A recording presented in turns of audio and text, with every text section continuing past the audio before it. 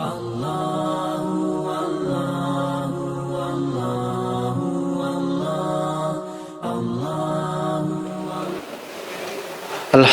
Rabbil Alamin. Nahmaduhu wa nasta'inuhu wa nastaghfir wa na'udzu billahi min shururi anfusina wa min sayyiati a'malina.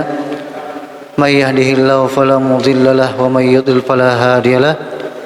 Asyhadu an la ilaha illallah wahdahu la syarika lahu wa asyhadu anna Muhammadan 'abduhu wa rasuluh. Allahumma shalli wa sallim ala nabiyyina Muhammad wa ala alihi wa sahbihi ajma'in, amma ba'd. Subhanaka la ilma lana illa ma 'allamtana innaka antal alimul hakim. Rabbi shrah li sadri wa yassir li amri wahlul 'uqdatam min lisani yafqahu qawli. Ikhwani hadirin yang semoga senantiasa dirahmati oleh Allah Subhanahu wa taala. Alhamdulillah, Allah Subhanahu wa taala masih memberikan kita kesempatan untuk berada pada hari-hari yang mulia, yaitu di 10 hari pertama di bulan Zulhijjah, yang dimana kita dianjurkan memperbanyak amalan di dalamnya karena begitu besar keutamaan yang Allah siapkan bagi orang-orang yang memaksimalkan ibadah di dalamnya. Dan diantaranya adalah menghadiri majelis ilmu, apalagi kita berada antara maghrib dan isya sambil menunggu waktu sholat. Dan diantara faedah yang sering kita dengarkan, orang yang menunggu antara satu waktu sholat dengan sholat yang lainnya, kata Rasulullah SAW, al-malaikatu tusalli ala ahadikum madama fi musallahu. Malaikat akan senantiasa mendoakan bagi orang-orang yang tetap berada di tempat sholatnya, yang menunggu waktu sholat yang lainnya, dan mereka akan mengatakan, Allahumma ghfir lahu, ya Allah ampunilah dia, ya Allah ampunilah dia, Allahumma arhamhu, dan rahmati dia, ya la yazalu ahadukum fi sholatin madamat sholat tahbisuhu. Maka dia dianggap berada tetap dalam keadaan sholat selama dia berada di tempat sholatnya tersebut, dan tidak ada yang menghalanginya keluar kecuali menunggu waktu sholat. Jadi begitu banyak keutamaan yang kita dapatkan jikalau ya taklim tersebut diadakan antara maghrib dan isya. Keutamaan menunggu waktu sholat, dan juga tentunya keutamaan bermajelis ilmu, ya malaikat turun untuk mendoakan bagi orang-orang yang berada di majelis ilmu tersebut. Dan semoga Allah Subhanahu wa taala senantiasa mencurahkan selawatnya kepada Rasulullah SAW, dan kita dikumpulkan bersama beliau sallallahu alaihi wasallam di surganya kelak. Ikhwani rahimakumullah jami'an, sebagaimana yang sering sudah kita sampaikan, keberadaan kita di majelis ini adalah salah satu motivasi ya agar kita bisa dimudahkan nantinya menjawab malaikat di alam kubur nanti. Ketika ditanya man rabbuka wa ma dinuka wa man nabiyuka, siapakah Tuhanmu dan apa agamamu dan siapa nabimu, maka kita sudah berusaha untuk itu, mempelajarinya, mengenal Tuhan kita yaitu Allah Subhanahu wa taala.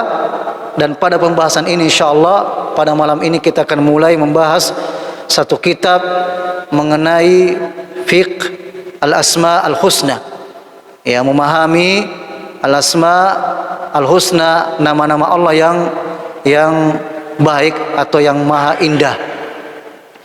Jamaah sekalian yang dimuliakan Allah Subhanahu wa taala, kalaulah manusia saja kita tidak kenal dia, tentunya kita tidak terlalu memberikan penghormatan kepadanya, tidak terlalu memberikan kecintaan kepadanya.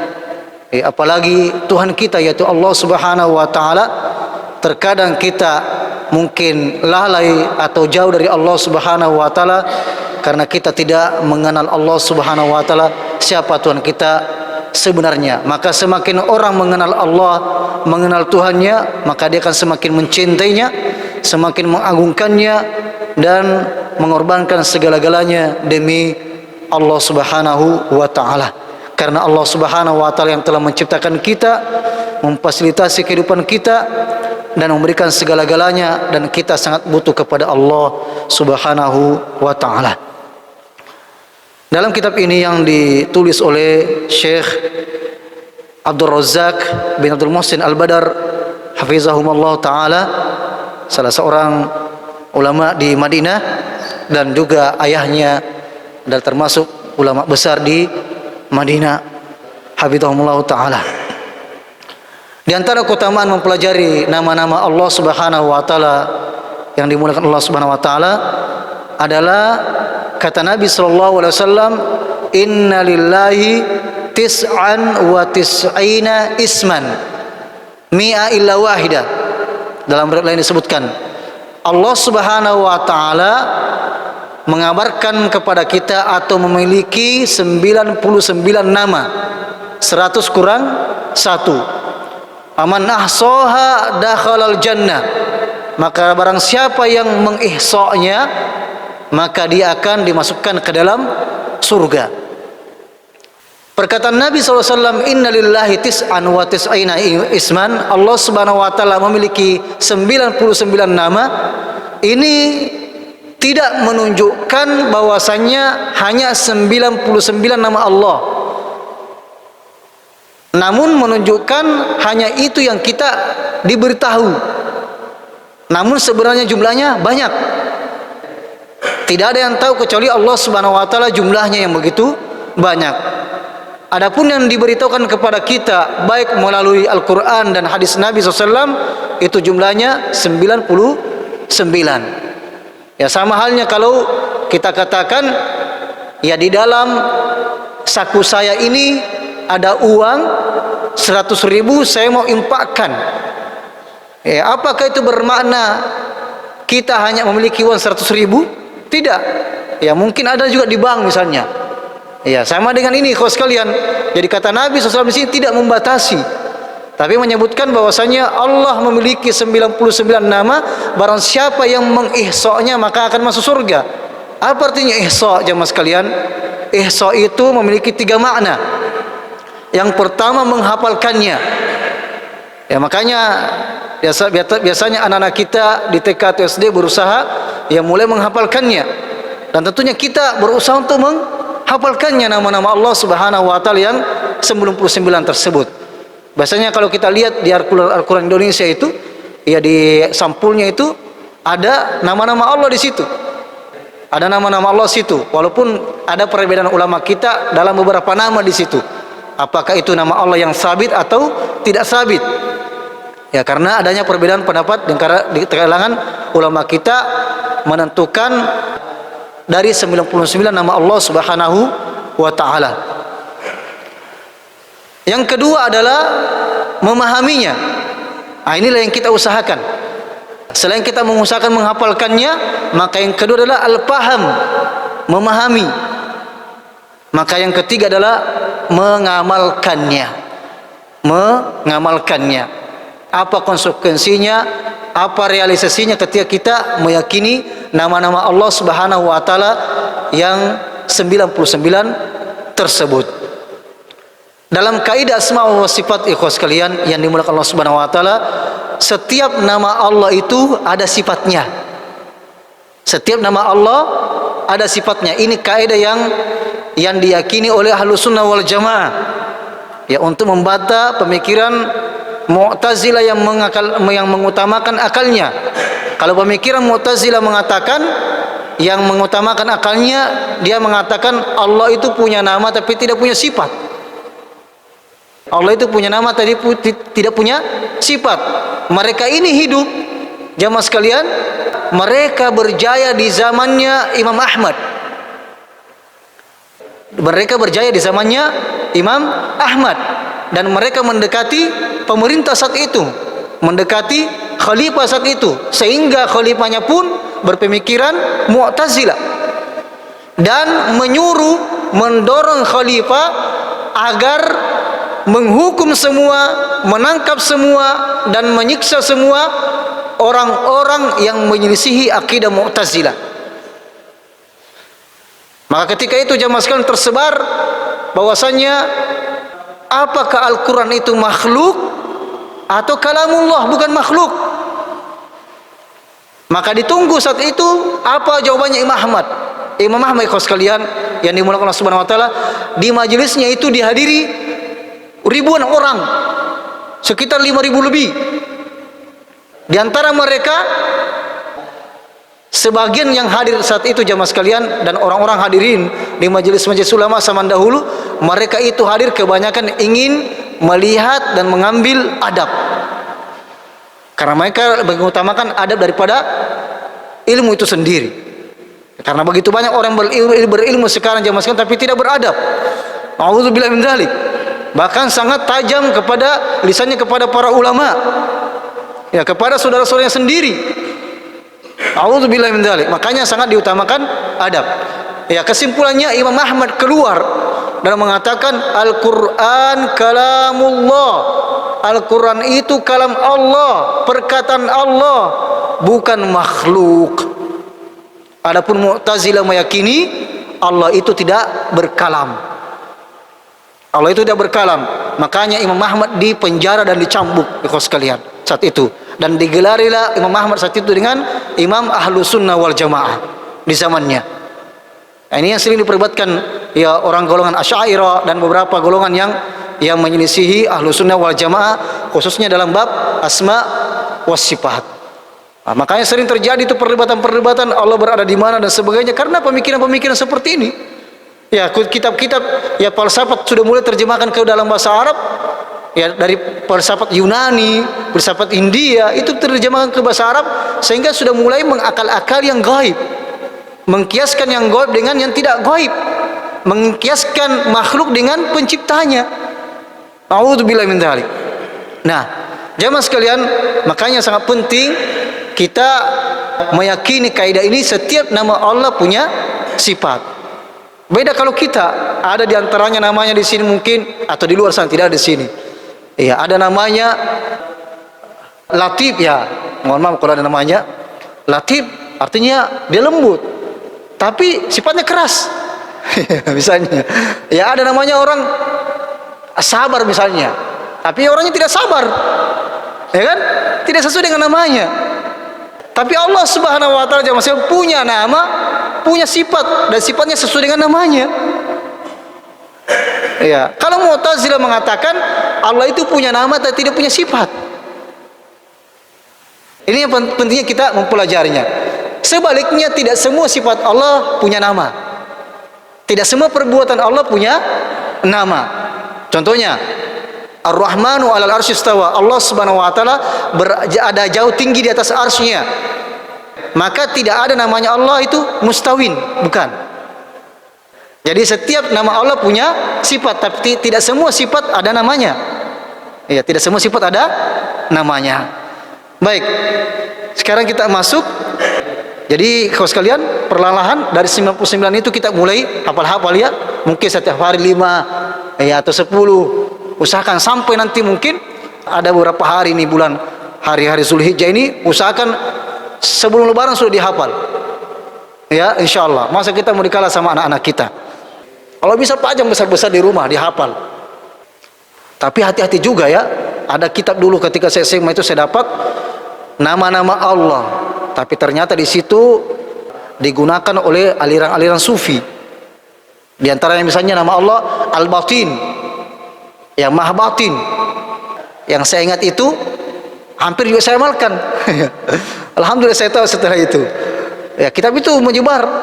Isinya itu kalau kita baca Al-Batin ya terus sekitar 1000 kali, kemudian tidak makan daging 40 hari, dia akan bisa melihat yang batin-batin. Yang tidak dilihat oleh kasat mata. Nah, ini bahaya ini. Hati-hati dengan buku-buku seperti itu. Makanya kita pelajari, jangan sampai kita tersesat. Iya, jangan sampai kita tersesat. Baik. Di sini sebutkan nama Allah yang pertama adalah Allah. Nah, ini nama khusus untuk Allah. Jadi ada nama-nama khusus untuk Allah. Tidak boleh makhluk memberi namanya dengan nama tersebut seperti Allah. Ya kan? Ada namanya Allah? Tidak ada. Tidak boleh. Makanya kalau ada namanya Abdullah, jangan dipanggil Ullah. Ya, mau maaf ini ya. Panggil Abdullah. Ullah itu Allah, Allah, Abdullah. Baik. Dan padahal itu nama Allah SWT sangat agung. Dalam hadis sebutkan dua nama yang paling dicintai oleh Allah adalah Abdullah dan Abdurrahman. Maka jangan disingkat-singkat namanya orang yang tersebut. Baik. Kalau tidak suka mensingkat, bilang Abdu saja. Ya, jangan bilang Allah, Abdullah. Kalau orang Bugis bilang apa? Abdu. Ya kan Abdu ya. Yang penting jangan panggil Allah. Ya, Abdullah ya. Baik. Jadi Allah jemaah sekalian, wa huwa ismun azim. Ism, nama Allah yang sangat agung. Min asma'illahil husna. Dari nama-nama Allah yang indah. Wa huwa aktsaru asma'illahil husna wurudan fil Qur'anil Karim. Dan nama Allah, lafaz Allah itu paling banyak disebutkan dalam Al-Qur'an. Faqad warada fil Qur'an aktsar min 2,200 marrah. Telah disebutkan dalam Al-Qur'an lebih dari 2.200 kali dalam Al-Qur'an. Wa hadza ma lam yaqa' li ismin akhar. Ya, wa qad ittataha Allah jalla wa ala bihi 33 ayat. Dan Allah Subhanahu wa taala memulai surat-suratnya itu ya dalam ayat 33 ayat. Dan jamaah sekalian berbahagia, dari sinilah kita harus mengetahui tidak ada zikir khusus untuk Allah, Allah, Allah, Allah, tidak ada. Enggak ada. Jadi yang ada subhanallah, alhamdulillah, la ilaha illallah, Allahu akbar. Jadi jangan sampai kita terjebak dengan zikir-zikir yang tidak ada sama sekali dasarnya. Banyak orang seperti sampai geleng-geleng kepala. Dahulu di zaman-zaman ulama kita, bahkan di zaman-zaman orang terdahulu, para ulama kita terdahulu di Indonesia pun mengingkari zikir-zikir yang seperti itu. Tidak ada sama sekali dasar zikir-zikir tersebut. Nah, bahkan ada orang yang menggunakan zikir tersebut kemudian dengan berdalilkan juga dengan ayat-ayat, dengan tafsiran mereka sendiri, jamaah sekalian. Tidak ada sama sekali.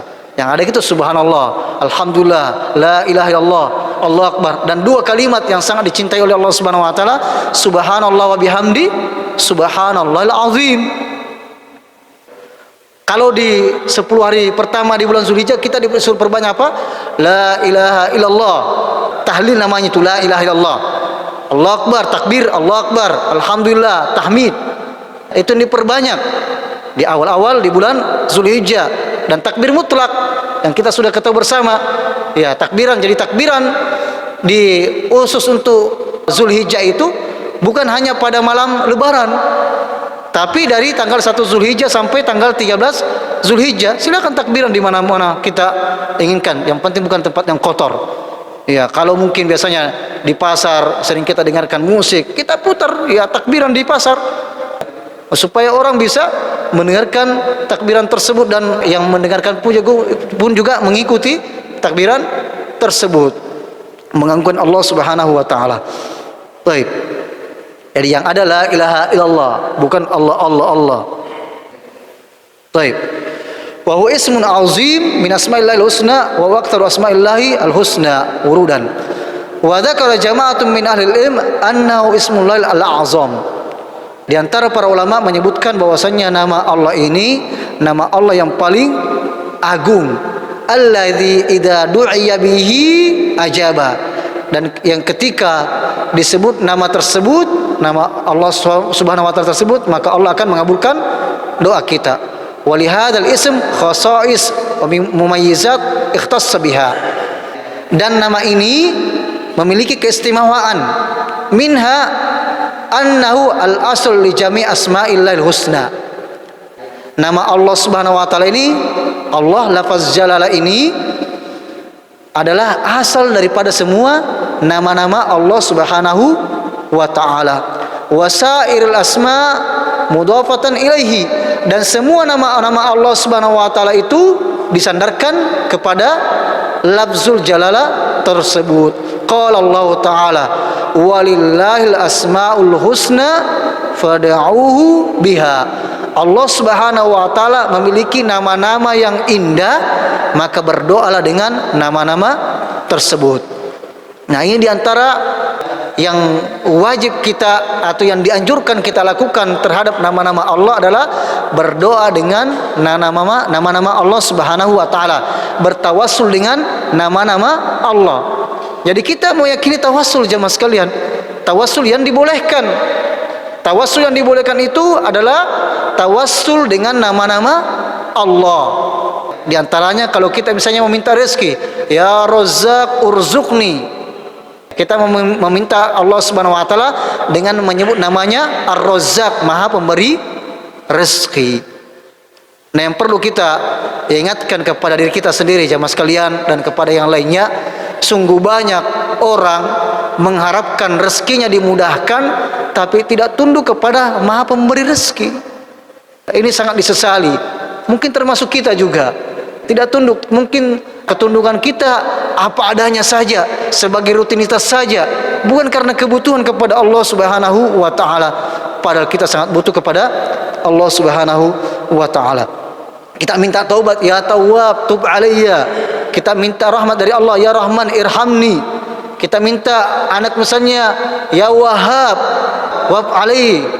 Sebagaimana juga doanya Zakaria, ya hunalika da'a Zakaria robba, ya robba habli min ladunka dzurriatan thayyibatan innaka sami'ud du'a. Dan yang lainnya jemaah sekalian, apapun kita minta sesuai dengan apa ya nama Allah Subhanahu wa taala. Ya, kemudian bertawassul dengan ya sifat Allah Subhanahu wa taala. Tapi jemaah sekalian, tidak boleh kita mengucapkan ya rahmatullah. Ya, enggak boleh. Tapi kita mengatakan ya Rahman irhamni. Ya Rahman irhamni. Dan juga ikhwas sekalian, sebelum saya lupa, ini pernah kami juga sebutkan dalam majelis, ketika kita mendoakan sesuatu tidak usah mengatakan insyaallah. Ya, misalnya semoga Allah merahmati Anda insyaallah. Tidak usah seperti itu. Langsung mengatakan semoga Allah merahmati Anda. Karena kalau kita mengatakan insyaallah di sini, berarti kita seakan-akan menganggap Allah itu ya berat dengan permintaan tersebut. Maka ketika kita berdoa, ya biasanya kita dapatkan mungkin tidak sengaja kita ucapkan. Ya, misalnya jamaah yang dimuliakan, yang insya Allah dirahmati Allah, tidak usah mengucapkan insya Allah di sini. Ya, cukup kita mengatakan jamaah yang semoga dimuliakan oleh Allah Subhanahu wa taala, yang semoga dirahmati oleh Allah Subhanahu wa taala. Karena kalau kita mengatakan sama, kalau kita mengatakan ya Allah ampuni aku jika Engkau mau, ya sama dengan itu sebenarnya. Ya kan? Allahumma firli isyi'ta. Ini kan berarti seakan-akan hal tersebut berat bagi Allah. Jadi ketika berdoa tidak usah ucapkan insya Allah, tapi harus betul-betul kita mengharap kepada Allah. Allahumma ya Allah ampuni dia. Ini kalau dalam masalah doa. Ya, beda kalau kita misalnya mengunjungi orang yang sakit, laba satu hurun insya Allah. Di sini bukan sebenarnya doa untuk sebagai motivasi baginya, dan sebagai khabar. Baik. Kemudian jemaah sekalian, di sini disebutkan wa huwa mustalzim li jami' ma'anil asmaul husna. Jadi nama Allah Subhanahu wa taala ini lafzul jalalah Allah mustalzim, mewajibkan semua makna-makna dari nama-nama Allah Subhanahu wa taala. Jadi mencakup semuanya. Jadi semua nama-nama Allah yang 99 itu, satu di antaranya ini itu kembali kepada lafaz Allah ini semuanya. Kembali kepada lafaz Allah ini semuanya. Dalun 'alaiha bil ijmal wal asmaul husna tafsil wa tabayyin li sifatil ilahiyyah allati hiya sifatul jalala wal kamal wal uzma. Fa huwa ismul ladzi marja sa'ir asmaul husna ilaihi wa madar ma'aniha alaihi. Maka sekali lagi dipertegas di sini, semua nama-nama Allah yang lain itu kembali kepada lafaz Allah ini sendiri. Karena Allah itu dari kata ilah, artinya yang disembah, yang disembah. Ya, dan banyak maknanya lah, yang lainnya lagi. Wa ajma'a wa ahsan ma qila fi ma'nahu ma warada an Ibnu Abbas radhiyallahu anhuma annahu qala, dan makna yang paling tepat untuk nama Allah ini sebagaimana riwayat dari Ibnu Abbas radhiyallahu anhuma, beliau mengatakan Allah artinya dzul uluhiyah, yang memiliki sifat uluhiyah. Apa artinya uluhiyah? Yang satu-satunya disembah, yang satu-satunya disembah, yang satu-satunya disembah. Makanya la ilaha illallah, tidak ada Tuhan yang berhak disembah kecuali Allah. Kemudian wal ubudiyah, yang satu-satunya memiliki al ubudiyah, al-ubudiyah, al-uluhiyah, al-ubudiyah. Ibadah kita hanya satu-satunya, hanya untuk Allah Subhanahu wa ta'ala, ala khalqihi ajma'in. Makanya kita katakan iyyaka na'budu wa iyyaka nasta'in, iyyaka na'budu wa iyyaka nasta'in, dan semuanya hanya untuk Allah Subhanahu wa ta'ala. Baik. Allati istahaqqa li ajliha ayyu'allahu wa ayyakhussa wahdahu bidzulli wal khudu wal inkisar. Karena keagungan nama ini, kawan sekalian, kita yakini Allah lah satu-satunya yang berhak disembah, makanya menyebabkan kita hanya tunduk kepada Allah Subhanahu wa ta'ala. Hanya kita berserah diri kepada Allah Subhanahu wa ta'ala. Makanya jemaah sekalian, ketika ada perintah dari Allah Subhanahu wa ta'ala, kita cukup sami'na wa ta'na. Kita dengar, kita taat. Kita dengar, kita tunduk. Tidak perlu kita bertanya, kenapa Allah suruh kita salat, apa faedahnya? Kenapa Allah suruh kita berpuasa, apa faedahnya, apa hikmahnya? Tidak usah cari-cari itu. Cukuplah kita yakini semua yang Allah perintahkan untuk kita itu untuk kebaikan kita juga. Dan semua apa yang Allah larang itu untuk kebaikan kita juga, dan agar kita tidak terjatuh pada kebinasaan. Ini yang harus kita yakini. Kenapa kalau kita selalu mencari-cari hikmahnya, apa hikmahnya sholat?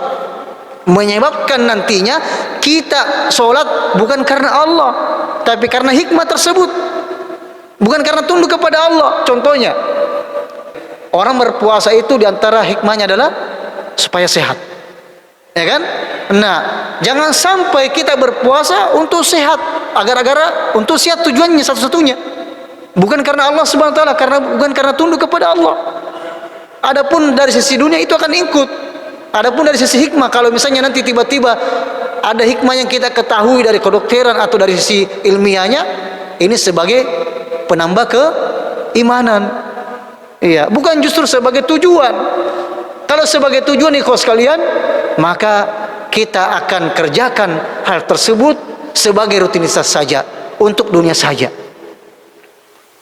Olehnya itu Allah Subhanahu wa ta'ala menyebutkan inna sholata tanha anil fahsya'i wal munkar. Salat itu mencegah seseorang dari perbuatan keji dan mungkar. Lalu kenapa kita terkadang masih mau berbuat maksiat misalnya? Itu artinya salat kita tidak berfungsi. Kenapa salat kita tidak berfungsi? Karena boleh jadi kita melakukan salat seperti rutinitas biasa, seperti masuk kantor saja, seperti masuk sekolah saja, seakan-akan rutinitas biasa harian, bukan karena butuh kepada Allah. Kita itu sujud karena bersyukur kepada Allah telah diciptakan, karena kita masih dihidupkan, masih diberikan oksigen gratis, masih bisa melihat, masih bisa mendengar. Tidak ada di antara kita mau menjual penglihatannya karena uang 1 miliar, tidak ada. Bahkan ada orang operasi matanya agar bisa melihat, tidak ada jemaah sekalian. Oleh itu jemaah sekalian, kalau kita janganlah banyak berkeluh kesah. Kalau kita melihat dari sisi dunia, lihat kita masih bisa melihat, masih bisa bernapas. masih bisa bersujud. Ada saudara kita kasihan hanya bisa sholat duduk, bahkan menangis mau sekali sujud. Maka selama kita masih bisa sujud sama jemaah sekalian, bersujud kepada Allah Subhanahu wa taala. Ya, sebelum pada hari kiamat orang-orang dipanggil bersujud, orang-orang munafik itu tidak bisa bersujud, padahal dia berusaha untuk sujud, tidak bisa bersujud. Kenapa? Ketika di dunia dipanggil untuk bersujud, tidak bersujud kepada Allah Subhanahu wa taala. Sebagaimana dalam surat Al-Qalam disebutkan. Ya, a'udzubillahi min dzalik. Jadi setiap ada keluh kesah dalam masalah dunia, jemaah sekalian, lihat, alhamdulillah kita masih sehat-sehat, kita masih bisa melihat. Makanya Allah katakan falyabudu rabb hadzal bait, sembahlah Tuhannya Ka'bah alladzi at'amahum min ju', yang memberikan kita makan. Kita masih bisa bersyukur jemaah sekalian, masih bisa makan, masih bisa pikir, makan pagi nanti kita makan soko misalnya, atau putu nasi kuning misalnya, kita masih bisa mengatur menu makanan. Makan siang makan ini palak kok misalnya, makan malam makan coto misalnya, masih bisa diatur. Ada saudara-saudara kita jemaah sekalian mencari makan di tempat sampah kasihan. Kita syukur apa yang ada, apa yang ada di rumah kita. Nabi kita SAW terkadang masuk ke rumahnya, adakah makanan? Aisyah mengatakan tidak ada ya Rasulullah. Maka beliau mengatakan, kalau begitu saya berpuasa. 3 hilal jemaah sekalian, 3 bulan purnama atau 2 bulan purnama di dalam rumah Nabi kita SAW tidak dimasakkan makanan, tidak ada bau asap, hanya makan korma saja. Kita banyak-banyak bersyukur kepada Allah Subhanahu wa taala jemaah sekalian, ya, terhadap apa yang Allah berikan kepada kita. Tsumma la tus'aluna yauma idzin 'anin na'im. Kalian akan ditanyakan apa yang kalian makan.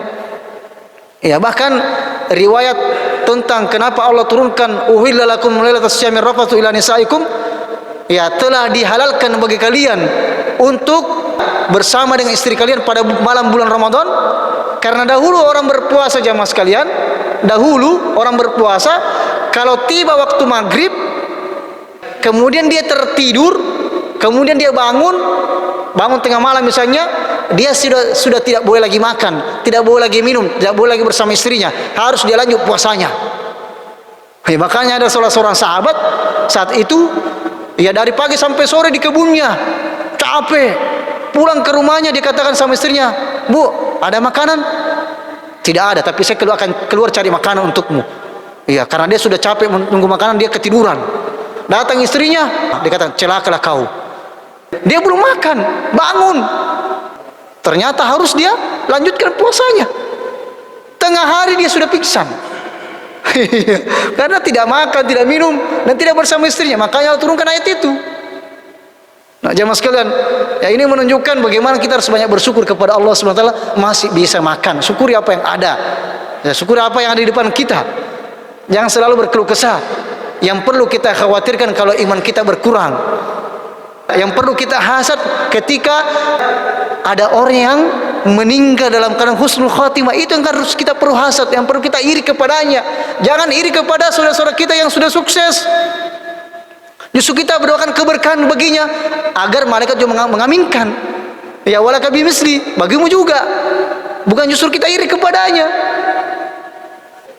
Ini jamaah sekalian, jadi kita justru iri kepada orang yang mati husnul khatimah, dan kita semoga dan berdoa kepada Allah Subhanahu wa taala terus agar Allah menyelamatkan kita dalam husnul khatimah.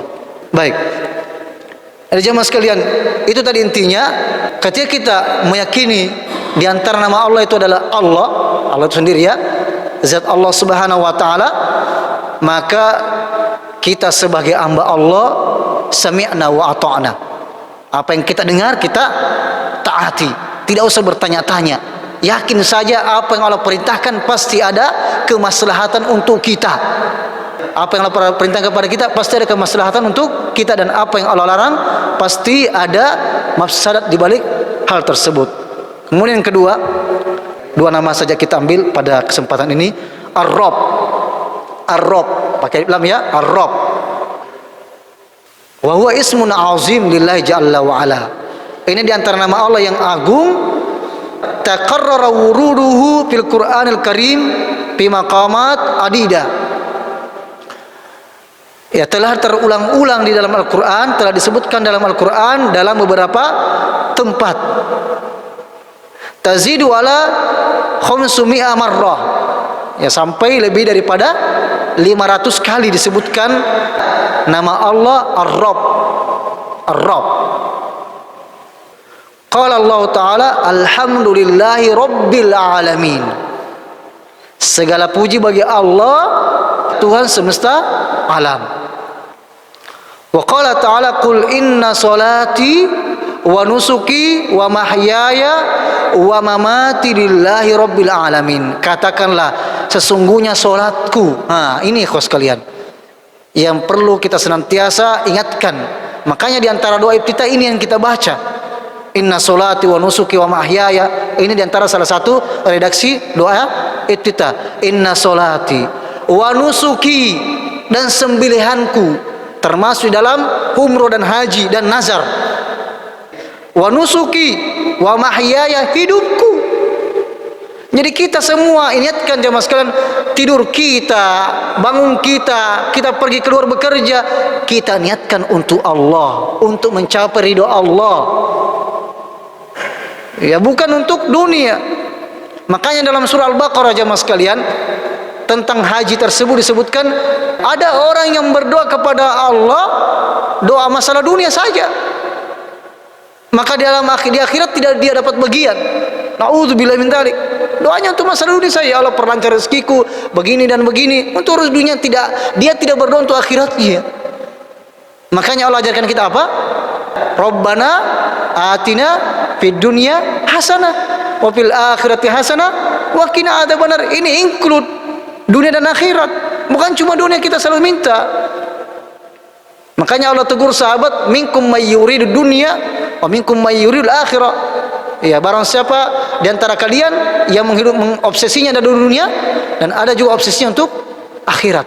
Jadi semua yang kita lakukan, termasuk makan minum kita dan olahraga kita, kita pergi bekerja mencari nafkah, semua tujuan kita untuk mencapai ridho Allah Subhanahu wa taala. Karena tidaklah seseorang suami sebagai kepala rumah tangga keluar mencari nafkah untuk istrinya, untuk keluarganya, kecuali dia akan diberikan pahala oleh Allah Subhanahu wa taala. Kalau kita niatkan demikian, inilah pentingnya niat.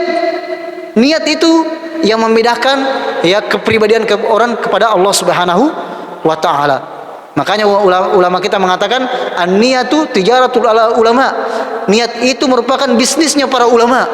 Bisa menggabungkan beberapa kebaikan. Ya, kalau para ulama itu jemaah, masya Allah, dia tahu pentingnya ya berniat tersebut. Nah, qul inna solati wa nusuki wa mahyaya wa mamati, dan matiku lillahi rabbil alamin la syarikalah. Rabbil alamin.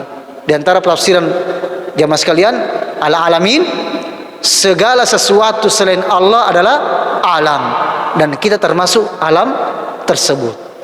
Makanya Allah satu-satunya Tuhan yang berhak kita sembah. Terakhir ini maknanya, makna Rabb. Adapun makna Rabb ai dzu rububiyah, yang memiliki sifat rububiyah, satu-satunya Tuhan yang menciptakan, yang memiliki, yang merajai dan memberikan rezeki dan mengatur segala urusan hambanya. Dzurubiyati ala khalqihi ajma'in khalqan wa mulkan wa tasarrufan wa tadbiran.